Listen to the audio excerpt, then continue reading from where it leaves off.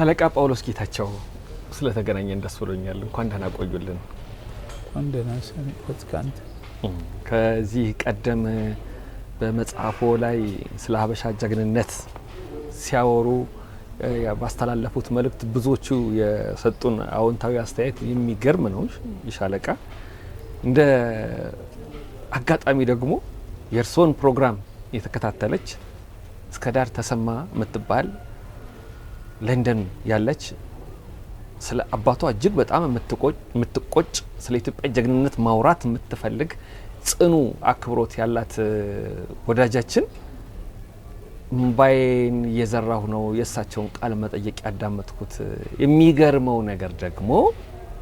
ነገር እሳቸው ያነሷቸው ታሪኮች አባት የሚመለከቱ ናቸው እና እንደው እባክህን ጠይቅልኝ ባለችኝ መሰረት በልዩ ግብዣ እሷም ያነሳቻቸው ሻለቃ ተፈራ ወልደትንሳኤ የሚገርሙ ሰው ስለሆኑ ይኸው ዛሬ ልንገናኝ በቃን እና ደስ ብሎኛል። ትኩረታችን የምናደርገው እንግዲህ አንድ ግለሰብ ላይ ይሆናል። እኛ ሀገር ግለሰብ ማለት ብቻውን አይደለም፣ ሀገር አለ። ሻለቃ ተፈራ ወልደትንሳኤ ደግሞ እጅግ በጣም የሚታወቁ ሰው ናቸው እና የተለያዩ ሰዎችን እያነጋገርን ነው እና እርስዎ እንደው ሻለቃ ተፈራ ወልደትንሳኤን ከርቀት ሲያውቋቸው ምን ይመስሉ ነበረ? ከቅርበት በኋላ እንመጣለን። ከርቀት እንደው እሳቸውን በዝና የሰሙት። አመሰግናለሁ። በመሰረቱ ሻለቃ ተፈራ ወልደትንሳኤን የማውቃቸው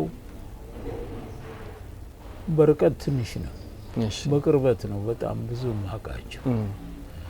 ምክንያቱም ከልጅነት አንስቶ እሳቸው በትንሽ እድሜዎች ይበልጡኛል፣ ወደ 15 ዓመት 16 ዓመት ገደማ። ነገር ግን በልጅነቴ ወታደር ቤተሰብ ስለሆንኩኝ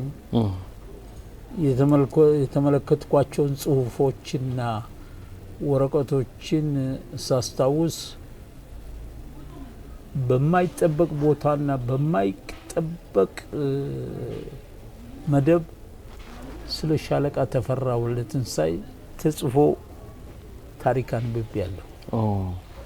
ይኸውም ሁለተኛ ዓለም ጦርነት ካለቀ ከ1945 ዓመተ ምህረት በኋላ 7 ዓመት ቆይቶ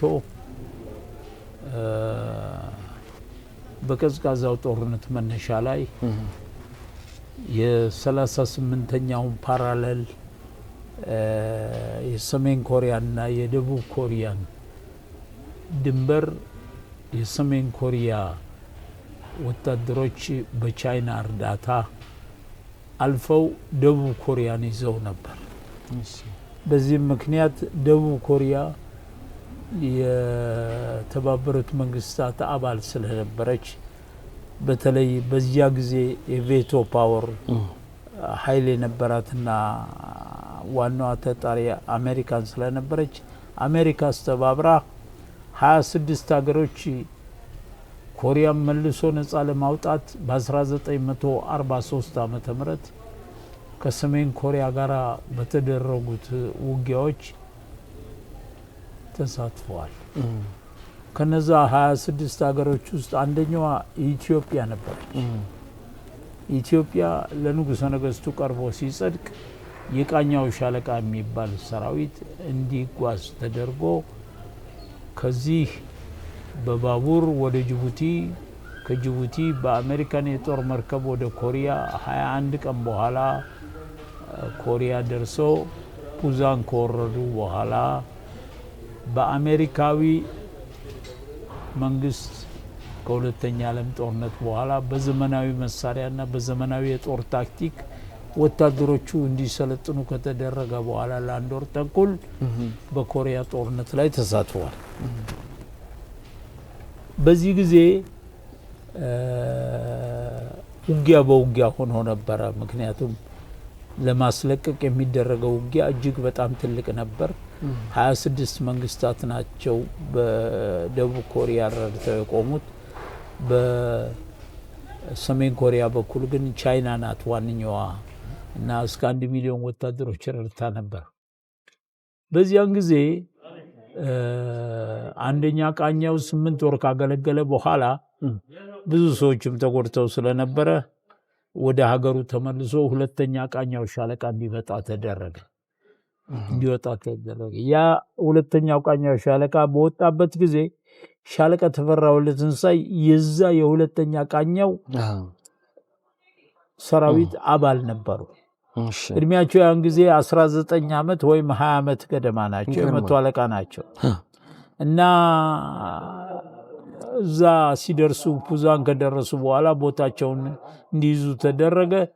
ከተያዘ በኋላ አሜሪካኖቹ በጣም ተደነቁ። እነዚህ ህፃናት ልጆች ናቸው እና ምን ያህል ነው ልበ ሙሉ ሆነው ከቻይና ጋር የሚደረገው ውጊያ ለመዋጋት የሚችሉት በ21 ዓመት ማለት ነው። አዎ በሚል የኢትዮጵያኖችን ነገር አልተረዱትም።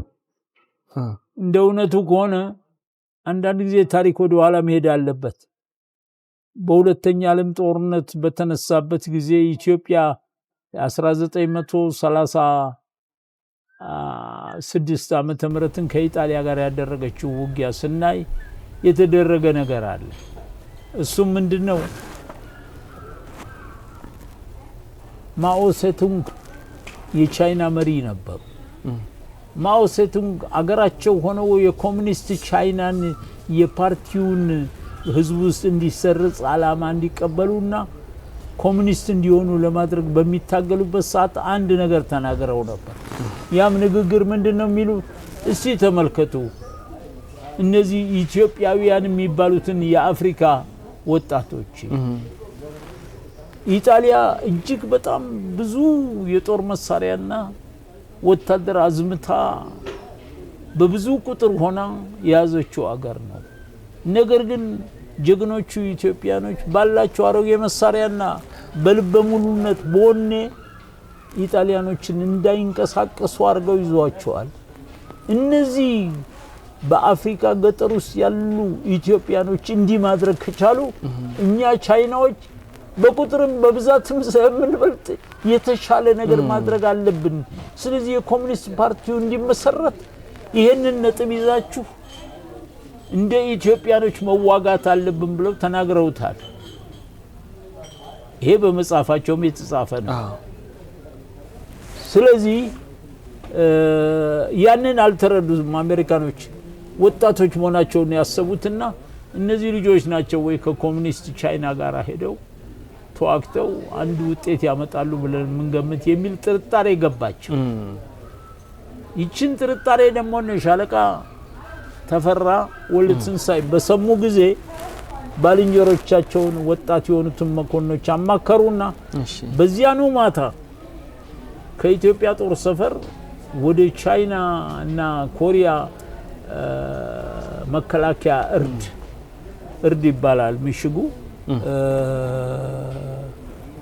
ወደዛ እንዲሄዱ ተደረገና 13 የቻይና ወታደሮች እጃቸውን በገመድ በፊጥኝ አስረው ይዘው ተመለሱ።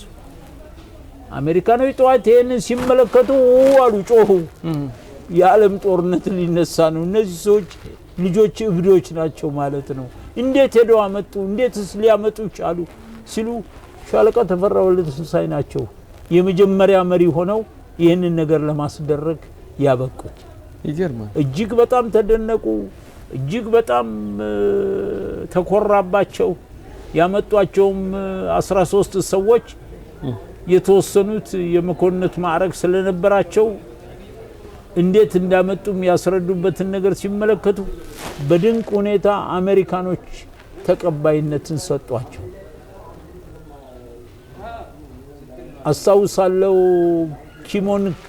ሲሞን ኪርክለስ የሚባል ግሪካዊ ጋዜጠኛ ፖርክ ቾፕ ሂል አን አሜሪካን ሶልጀር ኢን አክሽን 1953 ኮሪያ የሚል መጽሐፍ ጽፏል። እዚያ መጽሐፍ ላይ ወደ አማርኛም ተተርጉሟል። ይህ መጽሐፍ ቃኛው በሚል አርዕስት እዛ መጽሐፍ ላይ ሻለቃ ተፈራ ወልደትንሳኤ ምን እንደሰሩና ከዚያም የአሜሪካን መንግስት ሪኮግኒሽን ሰጥቷቸው የአሜሪካንን ወታደራዊ ታላቅ ኒሻን የጀግንነት ኒሻን ሲልቨር ስታር የሚባለውን ሸልሟቸዋል። አይቻቸዋለሁ። በጣም የሚገርም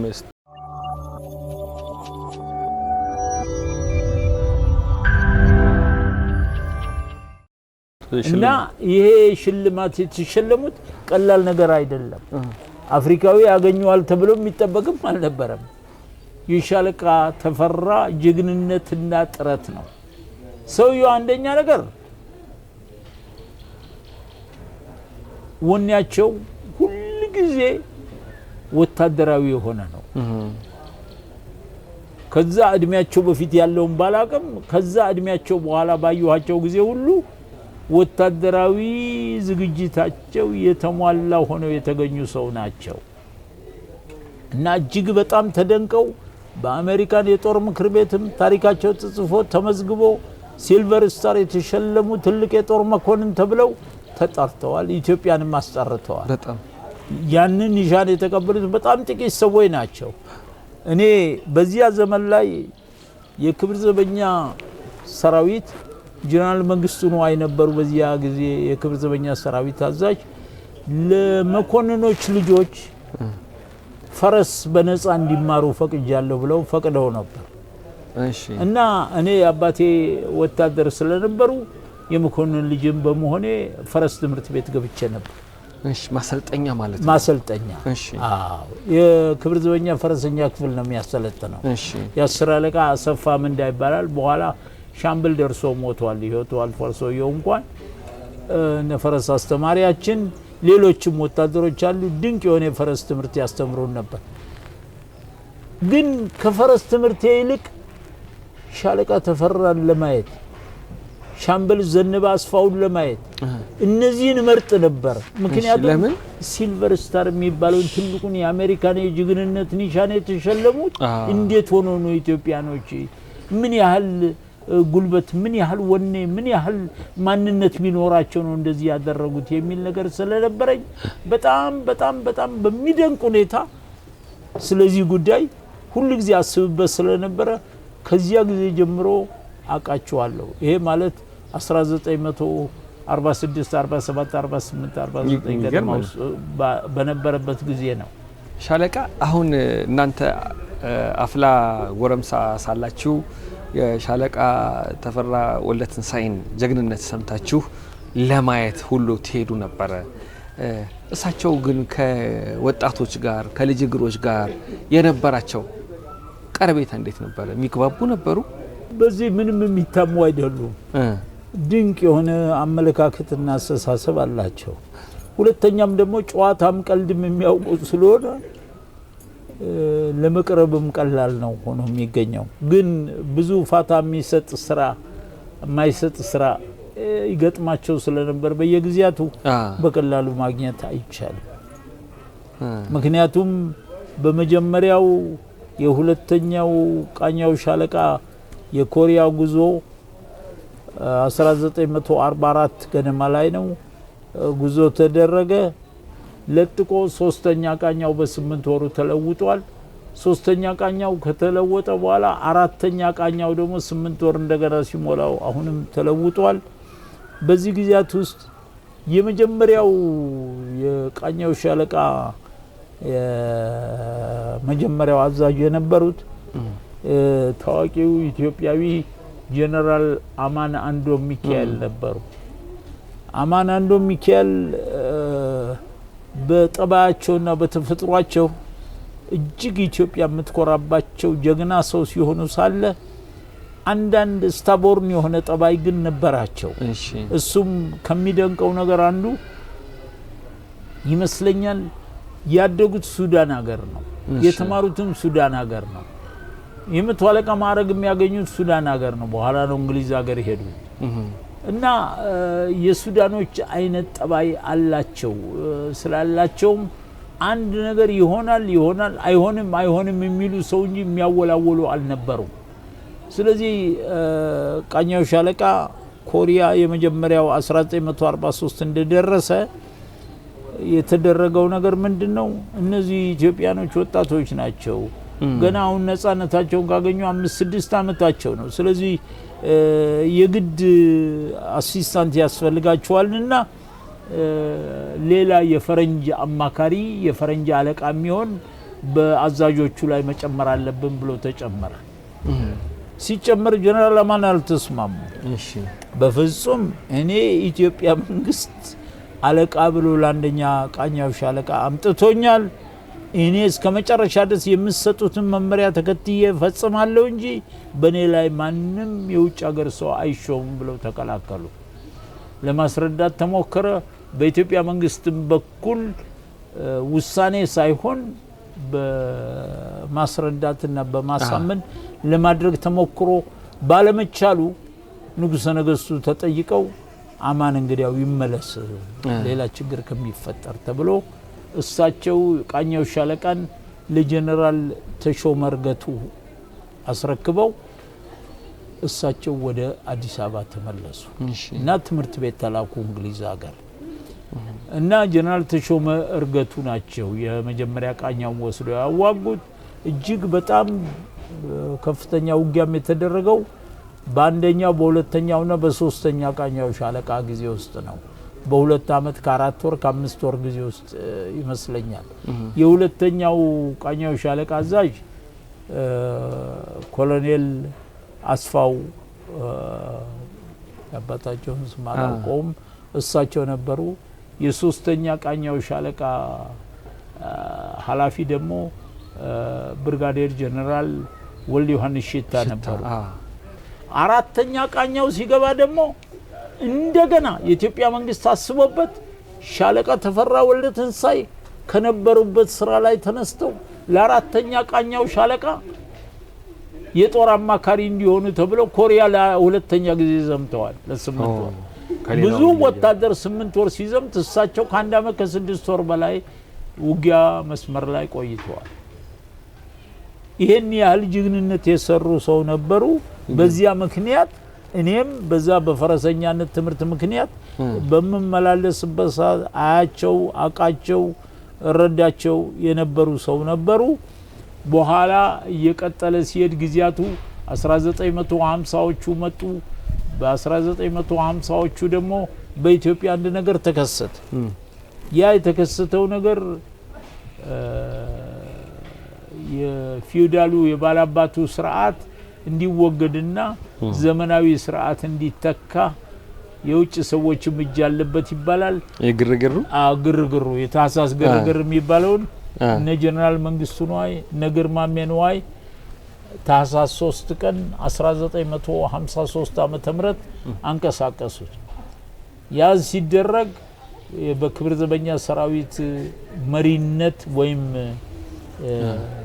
አቀናጅነት ይካሄዳል ተብሎ ቢጠበቅም አንድ ስህተት ተፈጥሯል። ያ አስተሳሰብ ከላይ ያሉ ሰዎች ያሰቡትና የተመለከቱትን ነገር እስከ ታች እስከ ጦሩ መጨረሻ ድረስ አልወረደ። ስለዚህ ወታደሩ ብዙ አያውቅም ይሄንን ነገር። የታዘዘውን ነገር ተኩስ ሲባል ይተኩሳል፣ አቆም ሲባል ያቆማል። እንደዚህ አይነት ነገር ነበር የሆነው። ነገር ግን ይቅርታ ካሁን ካሉት ጋር ስለሚሄድ ነው እንደው የታህሳስ ግርግሩን ስላነሱት በዚሁ ልሂድና አንድ መጽሐፍ ላይ ምን አንብቤ ነበረ። በታህሳስ ግርግር ጊዜ እርምጃ ስለተወሰደባቸው ሰዎች ሲጠቀስ ብዙ አንሰማም፣ ግን አንዳንድ መጽሐፎች የሚያነሱት እሳቸው 15 አመት ተፈርዶባቸው ነበረ የሚሉ ሁሉ አየሁኝ። ደጋፊ ነበሩ ማለት ነው የግርግሩ? በትክክል እሺ። እሳቸው ብቻ አይደሉም። እሳቸው የመምሪያ መኮንን ነበሩ። ሻለቃ ተፈራ ወልደ ትንሳኤ፣ ሻለቃ ተፈራ በላይም ነበሩ። የሁለተኛ ሻለቃ አዛዥ ነበሩ። የክብር ዘበኛ ሻለቃ ኃይለ ማርያም ለንጮም ነበሩ። እሺ። ሻለቃ ዮሐንስ ምስክርም ነበሩ። እነዚህ የመምሪያ መኮንኖች የተባሉት ከጀነራል መንግስቱ ጋር አንድ ሆነው ነበር። በእርግጥ ነገሩን ያቀነባበረውና የጀመረው የጠነሰሰው ሀሳቡ ያለው ብዙ ሰው እንደሚመስለው ግርማሜ ነዋይ የጀነራል መንግስቱ ነዋይ ታናሽ ወንድም ላይ ይመስለዋል። ነገር ግን ጀነራል መንግስቱም ራሳቸው አስበውበት የቆዩት ነገር መሆኑን የሚያስታውቅ ብዙ ነገር አለ። ምክንያቱም ንጉሠ ነገሥቱ ክብር ዘበኛ አዛዥ ሆነው በብዙ አቅጣጫ አብረዋቸው ሲኖሩ የኢትዮጵያ ህዝብ በየቦታው በየባላገሩ አቤቱታ ያቀርባል። አቤቱታ ባቀረበ ቁጥር ጃንሆይ መንግስት ደግሞ ይጠናል እየተባለ ወረቀቱ ይከማቻል እንጂ መልስ አይሰጥም። ስለዚህ ሰው ምን ያህል እንደሚጉላላ ጀነራል መንግስቱ ነው ሲያው ኖረዋል። የዚህ አይነት አስተዳደር መቅረት አለበት። መሬት ላራሹ ተሰጥቶ ነገሮች ተስተካክለው ሰው በጉልበቱ ሰርቶ የሚያድርባት ኢትዮጵያ መሆን አለባት የሚል እምነት ስለነበራቸው እሳቸውም ጥንስስ ውስጥ በደንብ አስበውበት የገቡት ነው። በእርግጥ ወንድማቸው ከሃርቫርድ ዩኒቨርሲቲ ነው የተማረው። ግርማሜ ነዋይ ከነ ጆን ኤፍ ኬኔዲ ጋር የተማረ ሰው ነው። እዚህ መጥቶ ኢትዮጵያ ረዳለው ካለ በኋላ ለመርዳት ሞክሮ ነበር። እሱ ሊረዳ የፈለገው ሀገሪቱ ስትሄድበት በነበረው ጎዳና ሳይሆን ከዛ ውጭ ወጣ ያፈነገጠ አካሄድ ነበረ። ምክንያቱም አንዳንዱ ነገር ሳይታሰብ የቀደመ ነገር ስለነበረ እንደዛ አይነት እድል ለመስጠት ማን ሆኖ ነው እሱ ብሎ የሚያጠያይቅ ነገር የነበረው በንጉሥ ነገስቱ መንግስት ጥርጣሬ ውስጥ የሚከት ነገር የነበረው ስለነበረ በመጀመሪያ የወላይታ ህዝብ አውራጃ ገዢ እንዲሆን ተሾመ። በሆነበት ጊዜ ለማንም ጭሰኛ መሬት እየሰጠ ባለ መሬት ነው ከእንግዲህ ወዲህ እያለ ለባላባቱ እንዳሰጥ እያለ ልዩ አይነት ነገር እየመጣ ህዝብ ተንጫጫ። ሌላም ተደርጎ እነ ሻለቃ ኃይለ ማርያም ሌንጮ እስከ አንደኛ ክፍለ ጦር ድረስ ጦር አዝምተው ሄደው ለመዋጋት ሞክረዋል። ብዙ ምክንያት ግን ሳይሳካ ቀረ። በዚህ ጊዜ ውስጥ አንድ ነገር ተፈጠረ። እሱም ዛሬ ድንቅ እየተባሉ ሲጠሩ ስሰማ አንዳንድ ጊዜ ለኔ የሚሰማኝ የግል ስሜት አለ። ምክንያቱም ለምን እንደዛ አደረጉ ያንን ጥያቄ መልስ ቢሰጡ ጥሩ ነበር ላለው ጀነራል ታደሰ ብሩ የፖሊስ ሰራዊት አባል ናቸው። እሳቸው የፈጥኖ ድራሽ ፖሊስ አዛዥ ስለነበሩ ድሮ አውሮፕላን ማረፊያ አጠገብ ያለውን አካባቢ ቁጥጥሩ በእሳቸው ስር ስለሆነ እሳቸው ላይ በጀነራል መንግስቱ ንዋይ ንግግር ላይ ሻለቃ ተፈራ ወልደ ትንሳኤ ባንተ በኩል እየመጣ ያለውን ነገር ይነግራል፣ አብራችሁ ጋይድ ታረጋላችሁ ተብሎ ተነግሯቸው ነው። እሺ ብሎ የተስማሙት ሰው ንጉሠ ነገስቱ ውስጥ ለውስጥ በሰውም በልዩ ልዩ ታክቲክም ሲለምኗቸው ካዱ። ሲክዱ ሻለቃ ተፈራ ወልደ ትንሳኤ ከክብር ዘበኛ መምሪያ ተነስተው በጂፕ መኪና ወታደሮች ይዘው ወደ ድሮ አውሮፕላን ማረፊያ እየገሰገሱ መጡ። ሲመጡ ብዙ ወታደሮች ጠመንጃ እንዲደቀኑባቸው አድርገው እንዲያዙና በገመድ ታስረው ለእስራት እንዲበቁ አደረጓቸው። ጀነራል ታደሰ ብሩ ያቀን ካለፈ በኋላ ባለውለተኛችን ተብለው የጀነራልነት ማዕረግ የሚያገኙት ከዚያ በኋላ ነው። ኮሎኔል ነበሩ። እንዲህ አይነት ነገር ተፈጽሟል።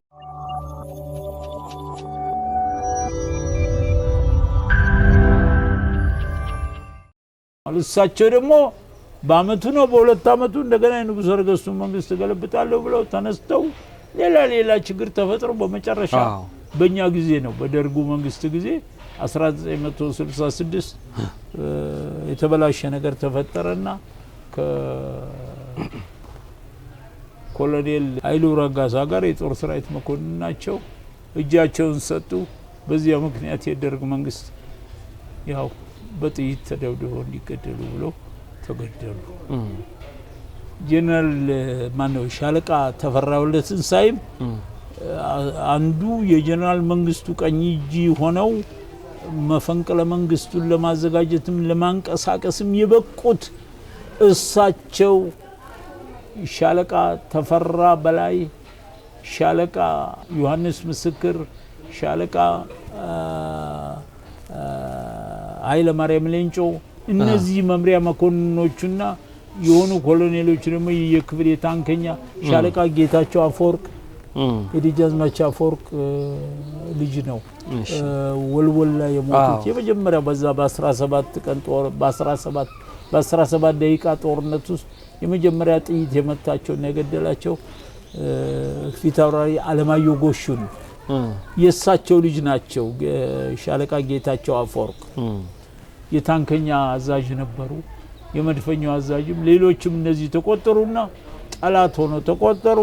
ስለዚህ በሻለቃ ተፈራ ወልደትንሳኤ ላይ መፈንቅለ መንግስቱን ደግፈዋል፣ አካሂዷል፣ አነቃንቋል ተብለው 15 ዓመት ጽኑ እስራት ተፈረደባቸው። በጣም ከባድ ጊዜ ነው። እንግዲህ ከ1953 ዓመተ ምህረት እስከ 1960 እስኪመጣ ድረስ 60ዎቹ ድረስ ታስረው ቆይተዋል። ይገርማል። ከዚያ በኋላ እኚህ ሰውዬ መቼስ አንድ ነገር አለ፣ የማይካድ የማይጣል የማያረጅ የማይዝግ የማይጠፋ ነገር ሁሉ ቀን ሀሳባቸው ለስራ ነው። እሺ ለስራ ስለነበረ አንድ ነገር ደግሞ ተፈጠረ። እሱም እሳቸው እንዴት እንደነበር የዛ ጊዜ አላስታውስም። የብላቴን እርሻ ልማት ድርጅት ሰራተኛ ኃላፊ ሆነው ነበር። እሺ 1964 ገደማ ነው መጨረሻ ላይ መሰለኝ። ንጉሠ ነገስቱ የብላቴንን እርሻ ልማት ለማየት ሄደው ነበር። ሄደው ሄሊኮፕተሩ ተበላሸና አየር ላይ ወደቀ። ጃንሆይ ያሉበት ወድቆ መሬት ካረፈ በኋላ እሳት ተቀጣጠለ። ሲቀጣጠል የሚያስደንቅ ነገር፣ ይሄ የምነግራችሁ ነገር አጋጣሚው ባንድ ስራ ጉዳይ እዛ ሄጃለሁ። የዛን ቀን የገጠመኝን ነገር ነው። የሻለቃ ተፈራ ወልደትንሳኤ ከአንድ ወታደር ላይ ጠመንጃ ነጥቀው በጠመንጃው ሰደፍ የሄሊኮፕተሩን መስታወት ሰበሩ። እንዲህ ያደረጉት ሻለቃ ናቸው። ሻለቃ ተፈራ ወልደትንሳኤ ሰብረው ገብተው ጃንሆይን እንደ ትንሽ ልጅ እንዲታቅፈው ይዘዋቸው ወጡ ከእሳት ውስጥ።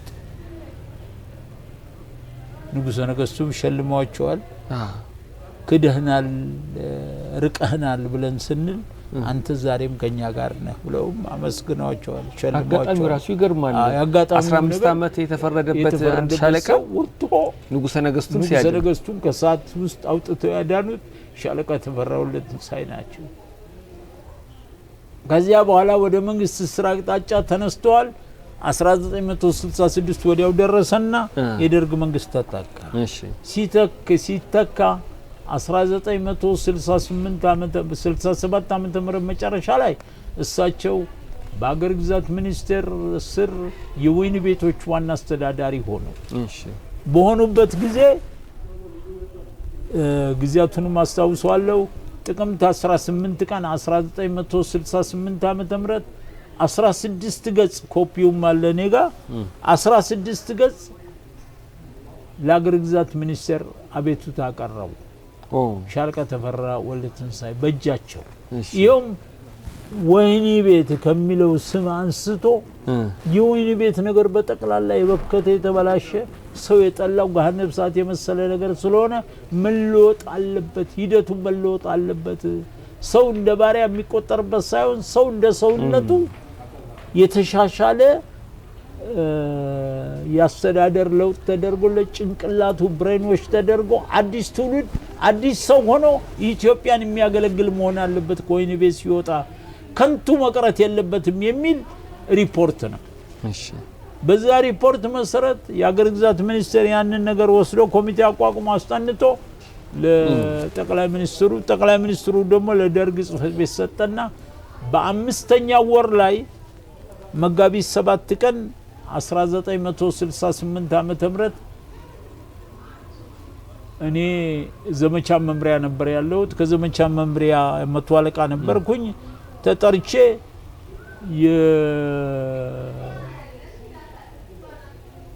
የእድገት በህብረት ዘማቾችን ይዘህ በወይን ቤት አስተዳደር ውስጥ ያለውን የአስተዳደር ሁኔታ እንዲለወጥ አድርጉ ተብሎ 3 ሴቶችና 12 ወንዶች ይዤ የዘመቻው አካል እንዲሆን ማለት ነው። የዘመቻው አካል እንዲሆን በለውጡ አሪያነት እዛ ሄድኩ።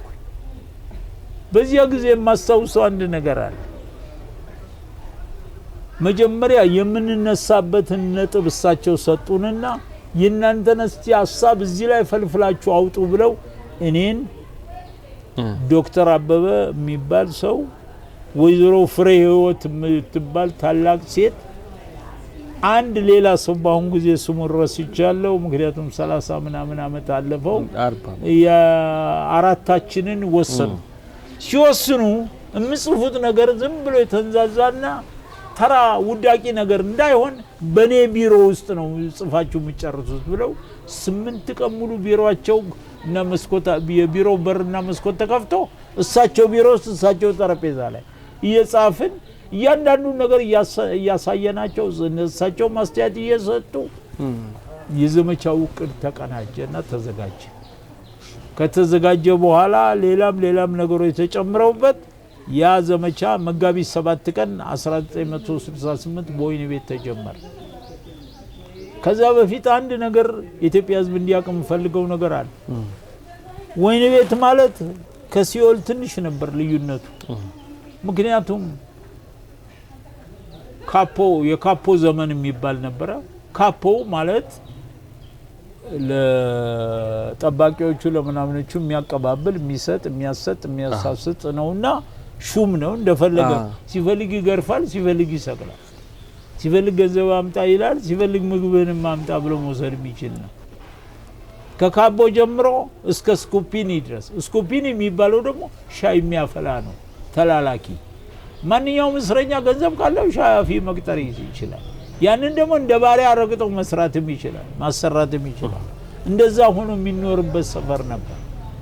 ራሳቸው ሻለቃ ተፈራ ወልደትንሳ አንድ ቀን ማስታውሰው ነገር ብዙ ወታደሮች ሰብስበው ሲያነጋግሩ ምስጋናው ተነስ ብለው አንዱ ወታደር ነው ስንት ጊዜ ነው 10 ብር የተቀበልከኝ 5 ብር የተቀበልከኝ? እሺ ጉቦ ተቀበሉ የለ ፖሊሶች ያው እሱ አለ ከኔ ሲቀበል ነበር አሉ።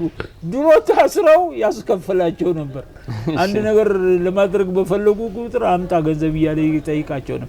ያ ወታደር በጠባቂ ሆኖ ደግሞ እሳቸው ሚኒስተር በሆኑበት ግቢ ውስጥ ተገኘ። ሁሉ ጊዜ ያነሱታል። አይሰማህ ያለፈ በቃ ተወቃቅሰን አብቅቷል እንዲሰማ አይደለም ነገር ያ ነገር ግን ለሌላው ትምህርት እንዲሆን ነው ይሉ ነበር። እውነት ነው። ይሄንን ነገር እኔም አይቻለሁ። ከዛም በኋላ እንኳን የሁሉ አሻሽለን መጣን ካልን በኋላ እኔ በታሰርኩበት 6 እና 7 አመት ውስጥ ኧረ ስንት ቀን ጉቦ ሰጥቻለሁ። ውሸት የለም ምን አንድና ሁለት አለው እና እንደዚህ ይሰራ ነበር። ያንን ነገር ለማስወገድ ጥረት ተደረገ። ጥረት ሲደረግ ያደረግነው ምንድነው? ዛሬ ባሉበት ቦታ ምስጋና ይድረስባቸው። የመጀመሪያው በዚያ ጊዜ የምድር ባቡር ኩባንያ ስራ አስኪያጅ የነበረው አቶ በቀለ ገለታ። እሺ ይህ ሰው በመሐከሉ ላይ የዓለም ቀይ መስቀል ዋና ጸሐፊ ሆኖ ጄኔቭ ነበር የሚኖረው። ዛሬ ካናዳ ነው በጡረታ የሚኖረው። ይህ ሰው የደከመውን ድካምና የለፋውን ልፋት እኔ ልናገረው አልችልም። በእውነት ያለውን ትምህርት ከጭንቅላት እንግሊዝ ሀገር የተማረ ሰው ነው። ያለውን ትምህርት ከጭንቅላቱ አውጥቶ ፕራክቲካል ለማድረግ የደከመና የታገለ ሰው ነው። አቶ ታደሳ ሀብዛ የዚያ ጊዜ አፍሪካ ምናምን የሆነ ድርጅት ሰራተኛ የነበረ ሰው ነው። ያ ሰው የሰላ ጭንቅላት ያለው ጥበብ የተሞላ ጭንቅላት ያለው ረጋ ብሎ የሚያስብ ሰው ሲሞቀው ሲመሸለል ሲጀምር የሚያቀዘቅዝ ወደ ቁም ነገር የሚመራ ሰው አቶ ሹነኝ በሰማው መሃሉ በሰማው የሚባባሉ ወንድማማቾች እነ ኢንጂነር ለማይርጉ ዛሬ ሞቷል ነፍሱን ይማረው። ኢንጂነር ወልደ ገብርኤል ዛሬ ሞቷል ነፍሱን ይማረው። እነዚህ ሰዎች ድንቅ የሆነ ስራ ያመጡ ኢንጂነር አስመላሽ አድገው የሚባል ዛሬም አለ። ሌሎችም ሰዎች እንደዚህ ሆነው ሻለቃ ተፈራ የደከሙበትን እስረኛውን እንደገና የማደራጀት ነገር ተጀመረ። ለዚህች ሀገር ባለውለተኛም ቁም ነገረኛ የሚሆኑት ሻለቃ ተፈራ ወልደትንሳኤ ናቸው። ምክንያቱም ያንን 16 ገጽ ጽፈው ጥቅምት 18 ቀን 1968 ዓመተ ምህረት ለሀገር አስተዳደር ሚኒስቴር ባይቀርብ ኖሮ አገር አስተዳደር ሚኒስቴር በኮሚቴ ያንን ነገር አስጠንቶ ለጠቅላይ ሚኒስትር ቢሮ ጠቅላይ ሚኒስትር ቢሮ ደግሞ ለደርግ ጽሕፈት ቤት ባስተላልፍ ኖሮ ያ አይነት ትግበራ ሊከናወን የሚችል ነገር አልነበረም። እሳቸው ባመጡት ባዩት እቅድ መሰረት በርግጥ በማከሉ ላይ እሳቸው እንዲዛወሩ ተደረገ።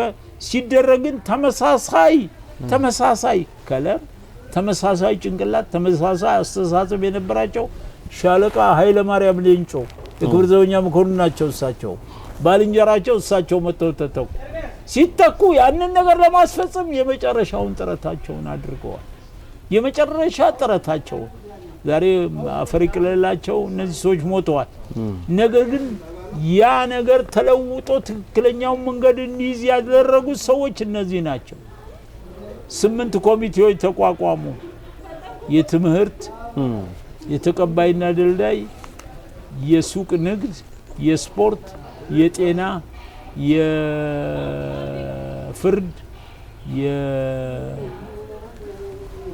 የፍርድ፣ የመዝናኛ፣ የስራ የተባሉ ኮሚቴዎች ተቋቋሙ። ከየቤቱ ሰው ተመረጠ። እንግዲህ ወዲህ ፖሊሶች በእስረኛ ጉዳይ እንዳይገቡ እስረኞቹ ራሳቸው የሚመጣውን እስረኛ ከበር ተቀብለው በተቀባይና ድልዳይ አማካይነት ቦታ ይሰጣሉ። ጸጉሩን ያስላጫሉ፣ ልብሱን ያሳጥባሉ፣ ገላውን ያሳጥቡታል፣ ቦታ መኝታ ይሰጠዋል። የምግብ ኮሚቴው ምግብ ያቀርብለታል። የጤና ኮሚቴው በሐኪም ቤት ወስዶ ያስመረምረዋል። የትምህርት ኮሚቴው የትምህርት ደረጃውን ጠይቆ ችሎታውን ጠይቆ እንዲማርና እንዲስተካከልለት ያደርጋል።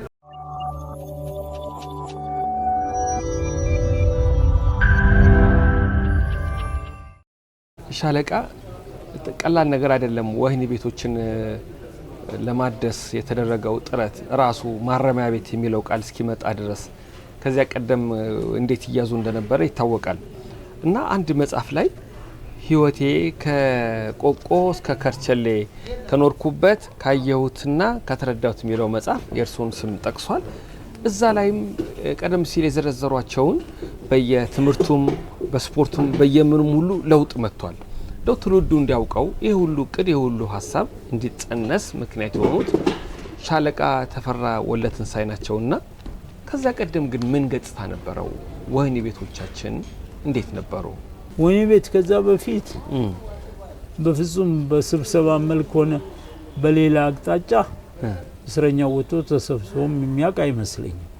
በ60ዎቹ ከዚያ በፊት በነበረው ውስጥ በ1966 ዓመተ ምህረት አብዮቱ እንደተቀጣጠለ እስረኞች የዚሁ የካቦ ዘመን አሰራር እና የሚፈጸምባቸው በደል እጅግ በጣም ብዙ ስለነበረ ያንን ለማመልከት ተነስተው ነበር።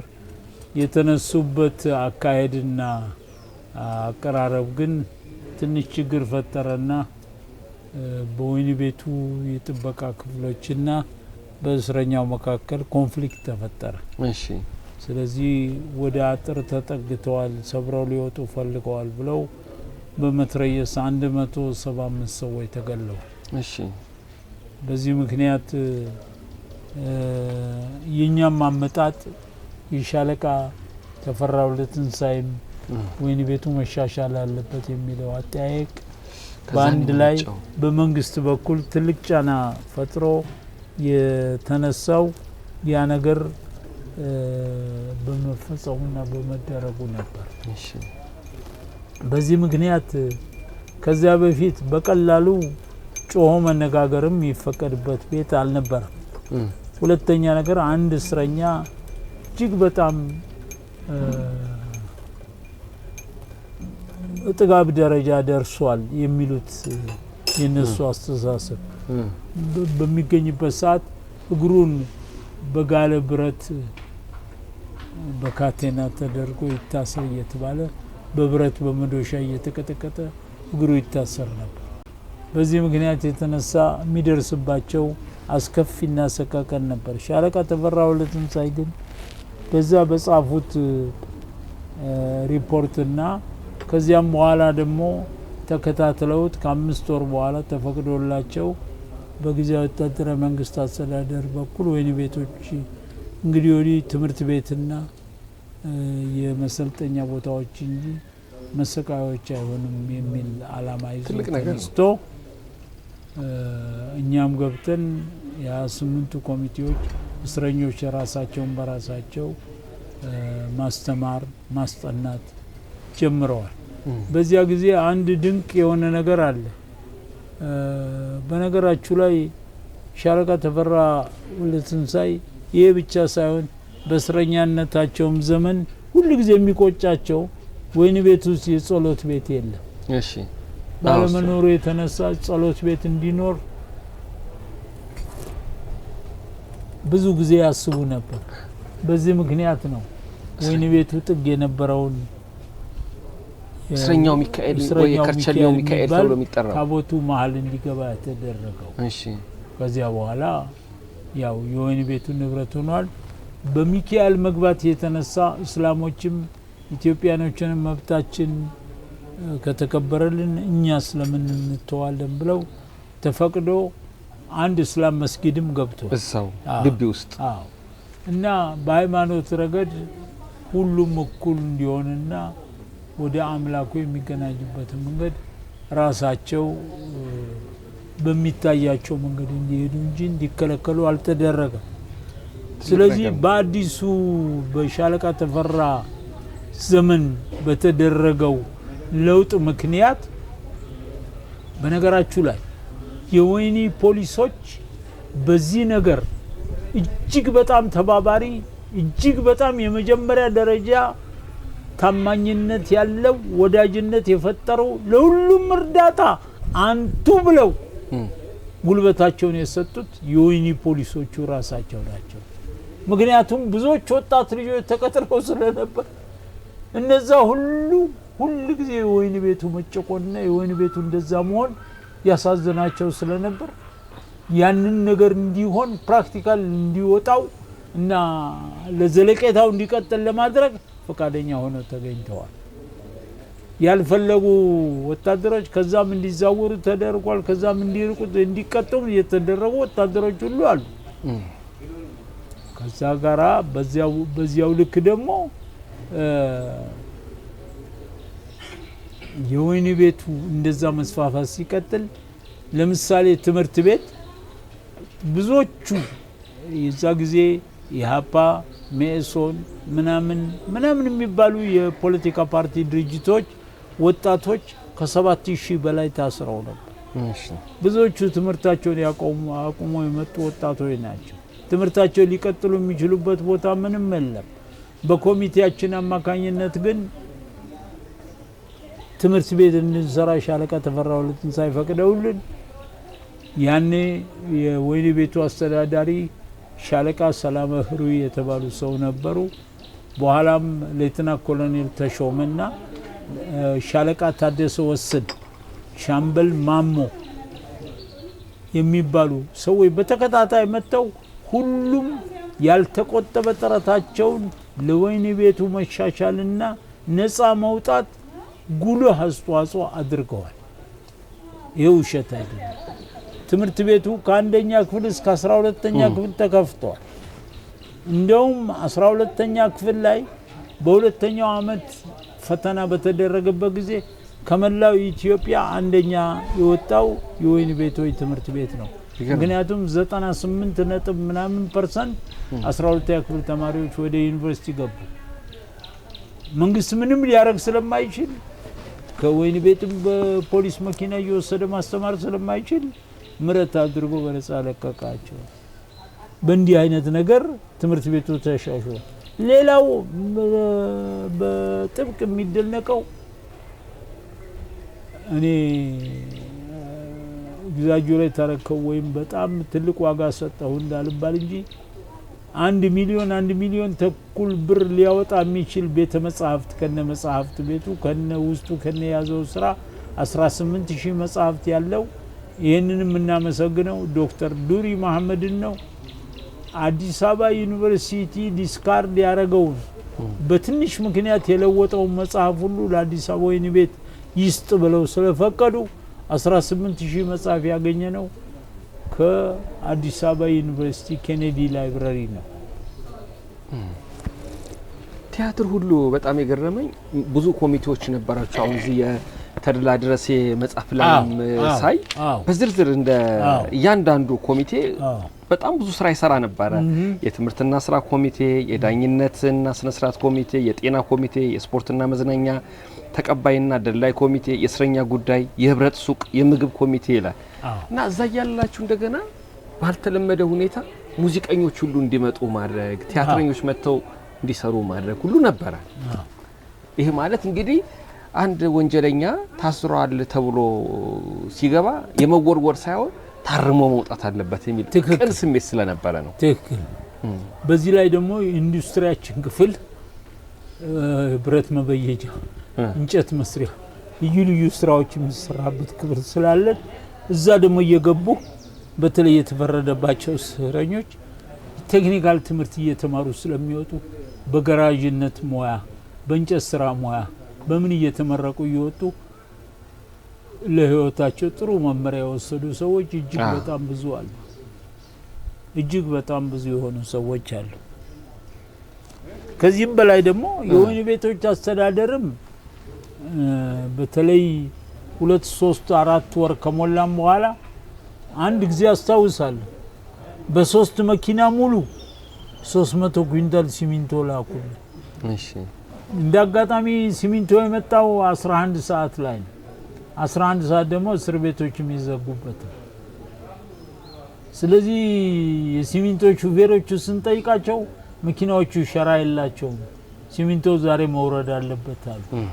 ስለዚህ የትም ልንሄድ ስለማንችል የኮሚቴ አባሎች ለስራ ውጭ ቀረን ነበርና 11 ሰዎች ገደማ 11 ሆነን 300 ኩንታል ማለት 600 ከረጢ ሲሚንቶ ተሸክመን አውርደን በ11 ሰው ብቻ። እስረኛው አንዴ ከተከረቸመ በኋላ አይከፈትም ተባለ። ብንቶ ዝናብ ሊያበላሸው፣ ሲሚንቶ ለኛ ይጠቅመናል ትምህርት ቤት መስሪያችን። ስለዚህ 11 የኮሚቴ አባሎች እኔ ትዝ ይለኛል በእውነት 40 ይሁን 30 ከረጢት ሲሚንቶ ተሸክሜያለሁ። ወገቤ 5 ቀን 6 ቀን ድረስ እንደጎበት ነበር ይቀር።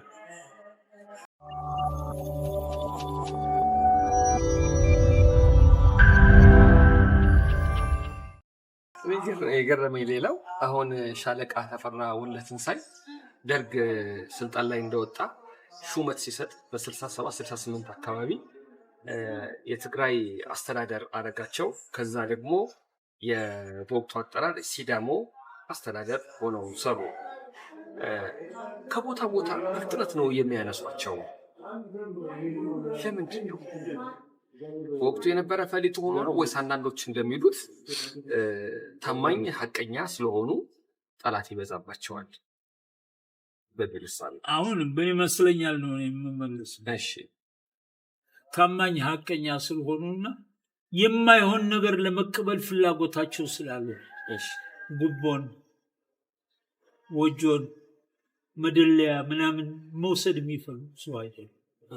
ስራው ተሻሽሎ ያ አገር እንዲለወጥ የሚፈልጉ ሰዎች። ስለዚህ ነው ከቦታ ቦታ እያርገበገቡ የሚለውጧቸው። እኔ አሁን በቅርብ ጊዜ አንድ ነገር ሰምቻለሁ፣ እጅግ በጣም አዝኛለሁ። እሱም ጓድ መንግስቱ ኃይለማርያም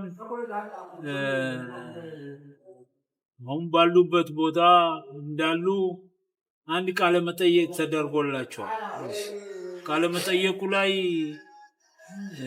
ሻለቃ ተፈራ ወልደትንሳይን ያውቋቸዋል። በዘመኑ በነበሩ ጊዜ እንዲህ ተብለው ሲጠየቁ ፐርሰናሊ አላቀው ያኔ በጣም ስራ ይበዛ ስለነበረ በውርውር አይቼው ሊሆን ይችላል። ፐርሰናሊ አላቀውም፣ ግን ጎበዝ ሰው እንደነበረ ወሬውን ሰምቻለሁ ብለው ያሳፍሩኛል። ያሳፈረኝ ለምንድን ነው ብትሉኝ 1969 ዓመተ ምህረት ሶማሊያ ኢትዮጵያን በ117,000 ወታደር በምስራቅ በኩል ወራ እስከ 700 ኪሎ ሜትር የገባች ጊዜ ኢትዮጵያ የነበራት 4 ክፍለ ጦር ነው። አንድ ክፍለ ጦር ከ8000 እስከ 10000 ወታደር አለ። 4 ክፍለ ጦር ከ35000 እስከ 40000 ወታደር ቢኖረው የሶማሊያን ኃይል ግን ሊከላከል ባይችልም በአንድ ክፍለ ጦር በሶስተኛ ክፍለ ጦር ብቻ ተደራቢ አንዳንድ ነገሮች ተጨምረውለታል። ለረጅም ጊዜ ተከላክሎ ለረጅም ጊዜ ታግሎ 5 አውሮፕላኖች ነበሩ። በ5 አውሮፕላን ተቋቁመናቸዋል። ታዲያ በዚያ ጊዜ እጅግ በጣም የሚደንቀው የኢትዮጵያ ሕዝብ እንደ አባቶቹ በአዋጅ ተጠርቶ ወደ ዘመቻ እንዲገባ ሲደረግ ዛሬ ከአዲስ አበባ ከተማ እስከ ሆለታ ባለው መንገድ ስጋ ሜዳ የሚባለውን ሰፊ ሜዳ የታጠቅ ጦር ሰፈር ተዘጋጅቶ ያንን የታጠቅ ጦር ሰፈር ያዘጋጁት ሻለቃ ተፈራ ወልደ ትንሳኤና አቶ ካሳ ከበደ እነዚህ ሁለት ሰዎች ናቸው። በተለይ ሻለቃ ተፈራ ወልደ ትንሳኤ ከእድር ድንኳን እየለመኑ የእድር ድንኳን እያስመጡ የመንግስት አዋጅም እየረዳቸው በድንኳን ነው 300,000 የሚሊሻ ወታደር ሰልጥኖ ሶማሊያን ወደ ነበረችበት ቦታ የመለሰው። በኤርትራም በኩል የነበሩትን ሰራቢዮተኞች ለመቋቋም የቻልነው በነዛ 300,000 ወታደር። ታዲያ 300,000 የሚሊሻ ወታደርን ለማሰልጠን የሚበቃ የጦር ሰፈር ስጋ ሜዳ ላይ የሰራውን ሰው እንዴት የአንድ ሀገር መሪ ሻለቃ ተፈራ ወልደ ትንሳኤን አላውቃቸውም ብለው ይላሉ? ይሄ በጣም አሳዝኖኛል። በጣም በጥሩ ሁኔታ ስለ ሻለቃ ተፈራ ወልደ ትንሳኤ የአስተዳደር ብቃት፣ አርበኝነት፣ አገራዊ ተጋድሎ፣ ታማኝነት እየነገሩን ነው። ደስ ይላል። የማስታወስ ችሎታው በጣም ነው የሚያስደስተው ሻለቃ። ይህንንም ታሪክ እንዲጻፍ በትውልድ እንዲተላለፍ በቪዲዮም እንዲቀረጽ የምታስተባብረው ደግሞ ልጃቸው እስከዳር ተሰማ ናት። እና እንደው ሁሌ የሚገርመኝ እንደዚህ አይነት ሰው አንዳንዴ መጨረሻው ላይ ሀዘን ይኖረዋል እና መጨረሻቸው በእርሷ አንደበት እንስማው። ስርዓቱ ወደቀ፣ የደርግ ስርዓት ወደቀ፣ ኢህአዴግ መጣ። ከዛ በኋላ የሆነው ምንድን ነው? እንግዲህ ይሄ የስማ በለውን ነገር ነው የምነግራችሁ። እኔም ስልጣን የለኝ፣ እሳቸውም ስልጣን የላቸው፣ አውሪውም ስልጣን የለ። ነገር ግን በኢህአዴጉ መንግስት ጊዜ ወደ ትግራይ ተወስዷል። በመጀመሪያ ነገር መታወቅ ያለበት ሻለቃ ተፈራ ወልደ ትንሳኤ ሀገራቸውም አይችልም ትግራይ ነው። በታሰሩበት ወቅት ስማ በለው ነው ብያቸዋለሁ። የሰማ ነው ምንነቱ አልታወቀም፣ ግን አይደረግም ተብሎ የሚታሰብ ነገር አይደለም። በሆነ መድኃኒት እንዲሞቱ ተደርገዋል ተሰጥቷቸው ተብሎ የሚል ነገር ነው ያዳመጥ ነው። የሆነውም ነገር አንዳንድ ሁነኛ ሰዎችም እንዳጫወቱኝ የዚያ ጊዜ ለተቀጡት የዚያ ጊዜ ጥፋት አለባቸው ተብሎ ለተመቱት ሰዎች የኃላፊነት ድርሻ አለበት። እሱ ነው ሊያስተዋቸው ሲችል እንዲጠፉ አስደርጓል ተብሎ ይሄ ነገር የተፈረደባቸው አሁን ህይወታቸው አልፏል። ካለፈ በኋላ ግን አንድ መታሰብ ያለበት ነገር አለ። እኔን የሚቆረቆረኝ ነገር ይኸው ምንድን ነው? ማንኛውም ኢትዮጵያዊ ለሀገሩ አንዲት ቅንጣት የሆነች ነገር ከሰራና ያ ቅንጣት የሰራት ነገር ፍሬ አፍርቶ ቁም ነገር ከደረሰ ያ ሰው እንዲታሰብ እንዲዘከር ተብሎ መታሰቢያ ሊቆመለት፣ መታሰቢያ ሊደረግለት፣ መታሰቢያ ሊቀናጅለት ይገባል። ስለዚህ በዛ አይነት ስናየው ሻለቃ ተፈራ ወልደ ትንሳኤ በድርሻቸው ሊያደርጉ የሚገባውን ነገር አድርገዋል። አንደኛ በኮሪያ ጦርነት የአሜሪካንን ታላቅ የጀግንነት ኒሻን የተሸለሙ የጦር መኮንን መሆናቸውን አሳይተዋል። ሁለተኛ እድገት በህብረት ዘመቻ በመጋቢት 7 ቀን 1968 ዓ.ም ገብቶ ስራውን ለማካሄድ በሞከረ ጊዜ እሳቸው ከዛ ቀድሞ 5 ወር በፊት እቅዱንም ፕላኑንም አካሄዱንም ሁሉ በ16 ገጽ አዘጋጅተው ለመንግስት አቤት ያሉ የጮሁ ሰው ናቸው። ያ ነገር ነው የተፈጸመው። ያ ነገር ከተፈጸመ አንድ ነገር ለኢትዮጵያ ሰርቷል። አንድ ነገር ለኢትዮጵያ የሰራው የተስተካከለ ከሆነ መታሰቢያ ሊቆምላቸው፣ መታሰቢያ ሊዘከርላቸው ይገባል ባይ እንጂ ዝም ብሎ በከንቱ እንዲሁ እንዲቀር ማድረግ አይገባም። ሞተዋል፣ አሁን አይመለሱም። ማንም ያጥፋ ማንም ብዙ ጥፋት እዚች ሀገር ላይ ተደርጓል። በእሳቸውም ጥፋት ደርሷል፣ እሳቸውም ጥፋት አጥፍተው ሊሆን ይችላል። ነገር ይሁሉ ነው ግን ኖረው ስለመሰከሩ እናመሰግኖታለን። ወኔያቸው፣ ቀጣይ መጽሐፉ ኢትዮጵያዊ ወጥቶ ደግሞ መንፈሳቸው፣ ስለ ኢትዮጵያ የነበራቸው መቆርቆር ኢትዮጵያ ትልቅ እንድትሆንላቸው የሚያስቡት ነገር ታላቅ ነበርና በጣም ነው የምናመሰግነው። ሻለቃ እዚህ ሐዋሳ መተን ኦሲስ ሆቴል ተገኝተን እርሶ ምክር የሰጡበት ያማከሩበት የቀየሱበት ሆቴል ውስጥ ተገኝተን ከኢትዮጵያ ጀግኖች መካከል አንዱ ስለሆኑት ስለ ሻለቃ ተፈራ ወልደትንሳኤ